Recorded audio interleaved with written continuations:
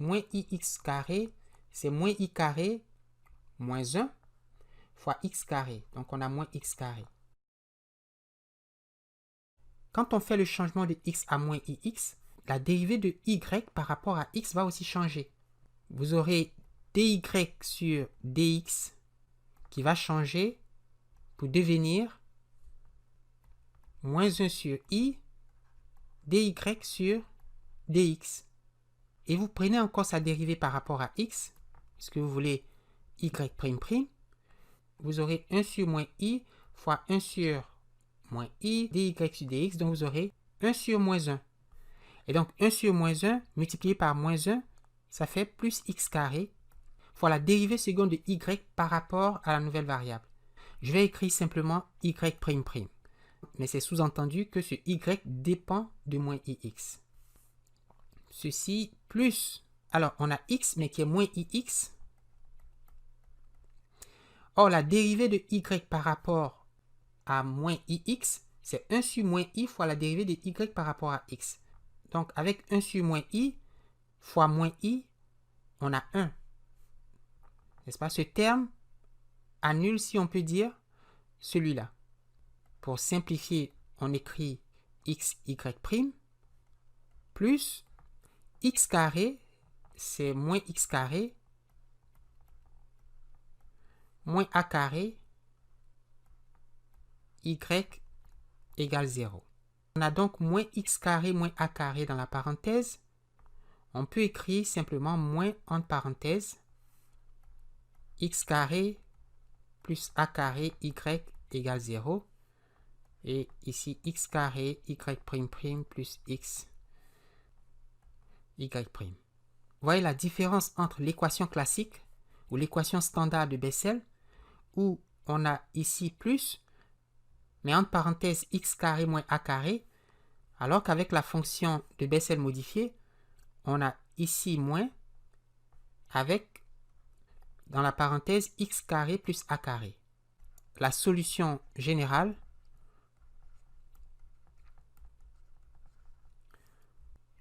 s'écrit avec les fonctions modifiées de Bessel. Concrètement, on a C1 fois JA de moins IX plus C2 fois YA de moins IX. Nous appelons ces fonctions les fonctions de Bessel modifiées.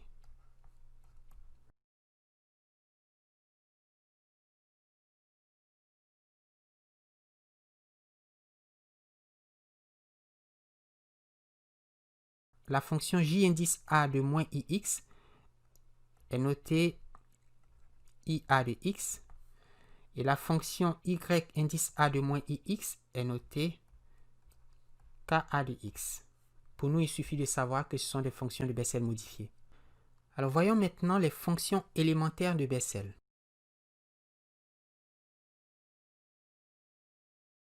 Donc pour ces valeurs de a, nous regardons la fonction de Bessel de première espèce et d'ordre a. La fonction JA de x peut s'exprimer comme une combinaison linéaire de fonctions sinus, cosinus et de puissance de x. Okay? Je le dis encore, que JA de x peut s'écrire comme une combinaison de fonctions sinus ou cosinus et de puissance de x. Nous savons que gamma de 1/2, nous l'avons montré, c'est la racine carrée de pi, d'une part, et d'autre part, gamma de k plus 3/2, c'est, on l'a vu, 2 exposants moins k plus 1, multiplié par 2k plus 1, facteur de 2k moins 1, jusqu'à 3 fois 1, fois la racine carrée de pi. C'est le produit des nombres impairs de 1 jusqu'à 2k plus 1. On peut donc calculer j1/2 de x en écrivant la formule k égale à 0 à l'infini, moins 1 exposant k. Nous avons x exposant 2k plus 1/2, gamma de k plus A, mais A c'est 1/2, plus 1. Et attention, il ne faut pas oublier que dans la formule de JA de X, on a X sur 2 exposant 2K plus A. Or, j'ai écrit ici X exposant 2K plus A. Il faut donc écrire au dénominateur 2 exposant 2K plus A. Donc, il faut multiplier ici par 2 exposant 2K plus A, mais A c'est 1/2, donc plus 1/2. Alors, nous savons que X exposant 1/2, c'est la racine carrée de X.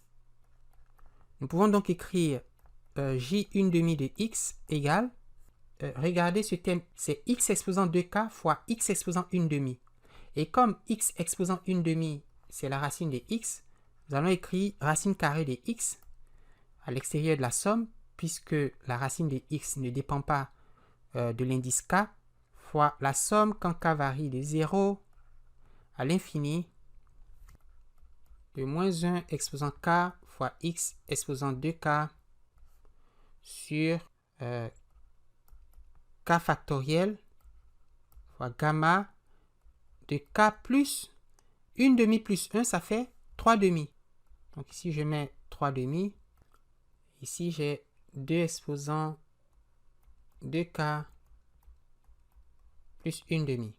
Au lieu de 1/2, je vais écrire 1 moins 1/2. Et si vous dites, mais pourquoi? Ben, c'est parce que je voudrais faire apparaître ici une puissance impaire. Je voudrais 2K plus 1. Je vais donc changer cette puissance 1/2 en 2K plus 1 moins 1/2. Et vous voyez qu'on a 2K plus 1 moins 1/2, ça fait 2K plus 1/2. N'est-ce pas? Et 2 exposant moins 1/2, c'est 1 sur 2 exposant 1/2, ce qui fait 1 sur racine carrée de 2. Je voudrais que X ait aussi le même exposant. Je voudrais X exposant 2K plus 1. Je vais ici multiplier X à la 2K par X et puis diviser cette expression par X. J'ai donc 1 sur racine carrée de X multiplié par la somme quand K varie de 0 à l'infini de moins 1 exposant K.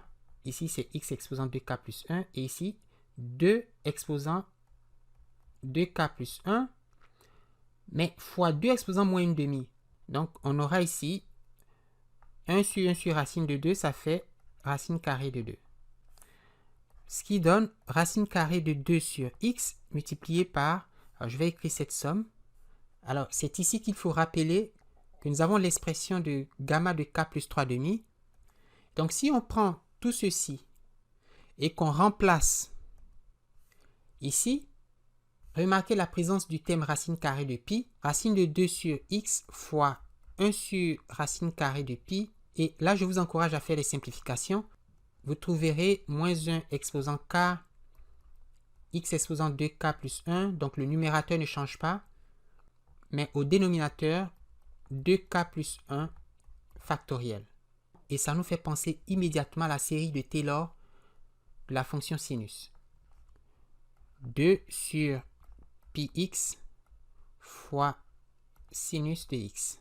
Pour tous les nombres a qui sont comme plus ou moins 1/2, plus ou moins 3/2, plus ou moins 5/2, etc., la fonction JA de x de Bessel s'écrit comme une combinaison des fonctions sinus, cosinus et puis des puissances de x. On les appelle les fonctions élémentaires de Bessel.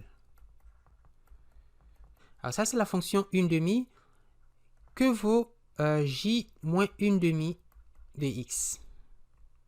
D'accord? On l'a fait pour plus 1/2. Et qu'est-ce qu'elle vaudrait pour moins 1/2? Eh bien, on peut montrer que ceci vaut racine de 2 sur pi x fois, au lieu du sinus de x, on aura le cosinus de x. Alors, on va commencer par clear le workspace. On va écrire un script pour simuler une fonction de Bessel de 2 variables. Et ça va faire, comme vous allez le voir, un film assez joli, en tout cas que je trouve moi assez joli. Et donc, j'utilise une machine qui n'a pas assez de mémoire. Je vais donc inscrire le film dans une figure qui a une dimension un peu plus petite que les dimensions habituelles.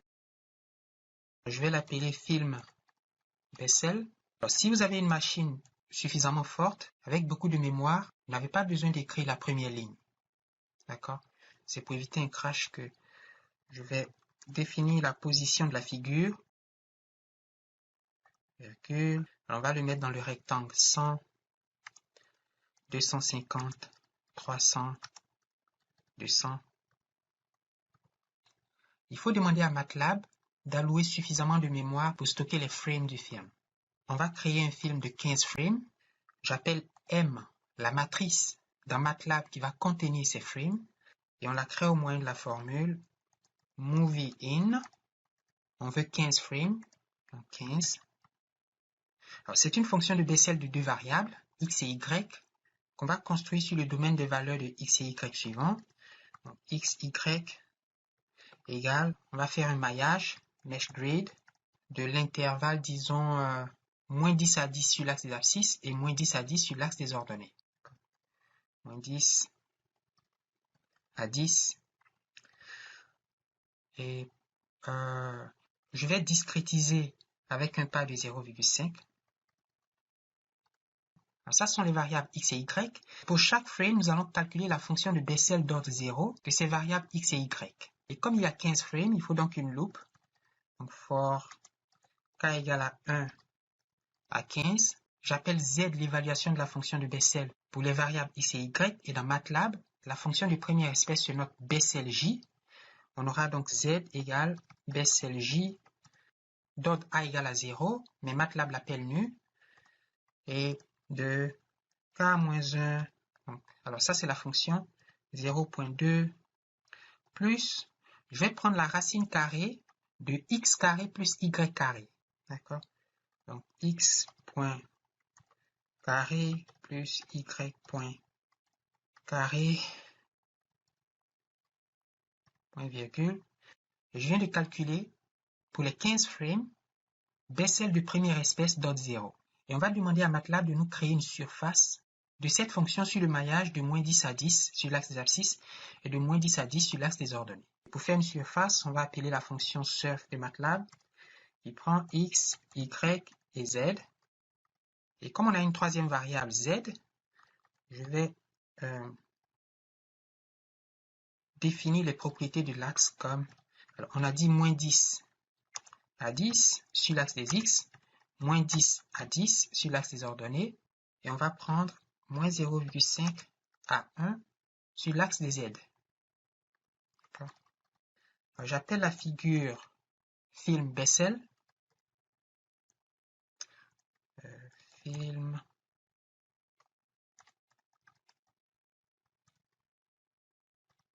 et je vais collecter dans la matrice M les 15 frames. Donc, comme des colonnes, égale getFrame, et je ferme la boucle.